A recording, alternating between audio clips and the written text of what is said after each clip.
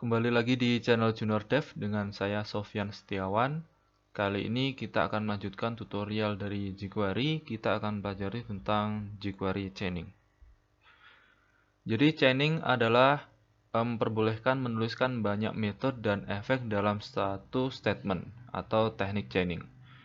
Umumnya kita menulis perintah baris per baris. Jadi kalau misalkan chaining, kita hanya cukup satu statement saja. Contohnya adalah ini sebuah efek yang sering kita gunakan. Jadi kita baris per baris, misalkan efek, misalkan slide up, animate, hide, dan show. Kalau misalkan kita chaining, maka kita hanya cukup menulis satu selektor, kemudian ini untuk efek satu, slide up, kemudian untuk efek kedua. Jadi dipisahkan dengan titik seperti ini. Jadi kita lihat perbedaannya. Kalau di sini kita menuliskan baris misalkan ada 4, dan kalau seperti ini kita hanya cukup satu baris. Oke, kali ini kita akan coba ya. Yang pertama adalah kita buat dulu button. Misalkan ini untuk mulai. Dan misalkan ini mulai 1. Dan kemudian ini untuk ID dengan mulai 1. Oke, seperti ini. Dan kemudian kita copy di bawah. Ini untuk mulai 2. Ini juga untuk mulai 2. Dan kita berikan BR agar ada jarak. Dan kemudian kita berikan div dengan misalkan ID saja. Efek 1. Kemudian ini untuk tulisannya itu efek 1. Dan kita copy di bawahnya. Maaf. Kita copy di sini. Efek 2, ini juga efek 2. Selanjutnya kita akan coba untuk lihat di browser. Oke, jadi seperti ini, perlu ada stylenya. Kita gunakan style. Kita berikan width misalkan 150 pixel. Oke.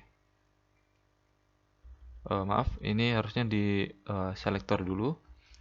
Jadi kita select dulu yaitu efek 1.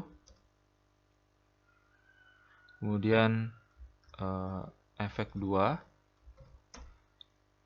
Dan ini kita kasih width. Misalkan 150 pixel dan height-nya ini 150 pixel juga. Kemudian kita beri border. Ini 1 pixel solid, kemudian 333. Kita berikan background color dan margin agar ada jarak, misalkan 20 pixel. Dan position kita gunakan absolute karena saya akan coba untuk mencontohkan animate. Dan untuk bedakan posisi kita gunakan untuk efek 1 itu adalah topnya 50 pixel dan kemudian leftnya ini adalah 20 pixel. Untuk efek 2, untuk topnya ini 220 pixel dan untuk leftnya ini adalah tetap 20 pixel. Oke, kita akan coba untuk menuliskan chaining.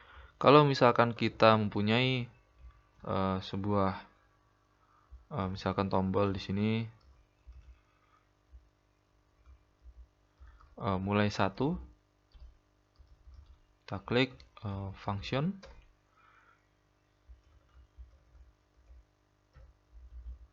Oke, kita akan tuliskan untuk efek misalkan untuk efek 1 kita slide up. Oke, seperti ini. Dan kemudian kita coba untuk slide down.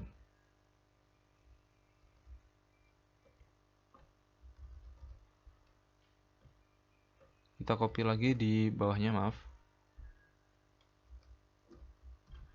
Untuk di bawahnya ini kita berikan animate. Kemudian kita isi untuk CSS-nya yaitu left misalkan 300 pixel. Kemudian untuk font size ini 40 pixel. Oke, seperti ini. Kita copy di bawahnya. Kita copy di bawahnya masih dengan efek 1. Ini untuk animate left-nya balik ke 20 pixel dan font size-nya menjadi 20. Oke, seperti ini. Dan kita akan coba untuk hide dan show. Hide-nya gunakan slow saja. Dan show-nya juga gunakan slow.